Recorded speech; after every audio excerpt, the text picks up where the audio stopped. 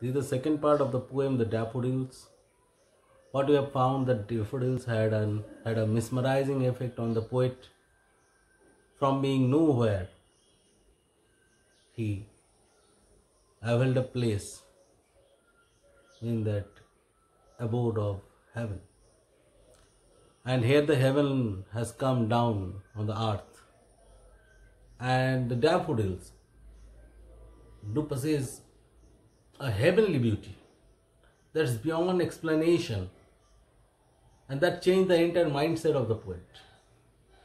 The poet compared them to the stars in the Milky Way, and the wealth that the daffodils brought for the poet was not materialistic wealth, not money, not even jewels. It is a kind of wealth that fulfills the heart of a person. So the poet was totally blown away, got satisfied with that enchanting beauty of the daffodils. The daffodils were of such quality that they defeated the beauty of the sea also. So a poet cannot but be gay in such situation. So here the spiritualism plays a very important role, and we have to make a valid understanding of that part.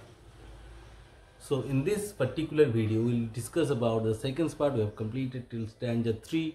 We'll start from stanza 4. And that's going to be the concluding stanza 2. As well as the figures of speech used here. Figures of speech in Daffodil is one of the most important part, because the poem contains plethora of figures of speech. So here we go. We'll make full use of this particular video. Gauged and gauged, but little thought. What wealth to sow, the wealth the soul to me had brought. The poet looked at the enchanting beauty of the daffodils, those tiny golden creation of God. He was looking at it for a long time. But since he was so much hypnotized, he could not think anything. The enchanting beauty of the daffodils took away his power to think. And obviously, that beautiful soul brought him a great wealth. Spiritual wealth, not materialistic wealth. It is not money, not property, not even an acre of land. So, the wealth brought to him cannot be wasted in case of any social or economical situation. It remains with the poet till the time he lives, and even through his writing, the upcoming generation for ages to come can feel the same. So he has got such wealth that can be enjoyed by himself as well as can be distributed to everyone, and it will never get wasted. Instead, it will increase.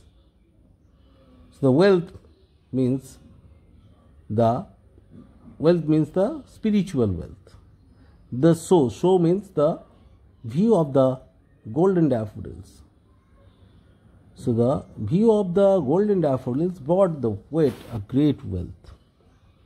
For often when on my couch I lie in vacant or in pensive mood, they flash upon that inward eyes, which is the bliss of solitude.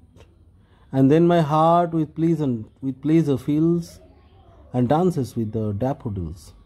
This is the ultimate stanza. So often when the poet lies on his couch to enjoy his leisure time, to enjoy his free time, whether his mood is pensive or simple, in vacant or in pensive mood. Vacant means thoughtless and pensive means thoughtful. So whenever he sits on his chair, easy chair or armchair, takes rest, he closes his eyes, and that imagery of the beautiful daffodils rushes in. So whenever he is in vacant or in pensive mood, whenever he is totally blank or in his thoughtful condition, what comes? Comes the image of the recapitulation of the daffodils. They means the daffodil flash upon my inward eyes. The daffodils flash upon that inward eyes. It cannot be possible that inside of us there is an eye. Actually, this is also an example of hyperbole. Here, inward eye symbolizes imagination. Whenever the poet is in pensive, thoughtful or thoughtless mood, sitting and lying without any work, immediately he imagines about those beautiful daffodils in his mind. So here inward eye symbolizes the mind or the imagination, which is the bliss of solitude. Solitude means loneliness, which means the view of golden daffodils. The view of golden daffodils soothes the mind of the poet, encourages him to live a beautiful and meaningful life. And obviously, in humdrum reality, in shouting and chaotic reality, the poet cannot enjoy that beauty, cannot recapitulate the enchanting value of daffodils. But when he is alone, when he is lonely, he can imagine those blessings of God. What are the blessings? The view of golden daffodils. And then my heart with pleasure fills. And whenever he imagines those beautiful, enchanting daffodils, his heart gets filled up with pleasure and dances with the daffodils.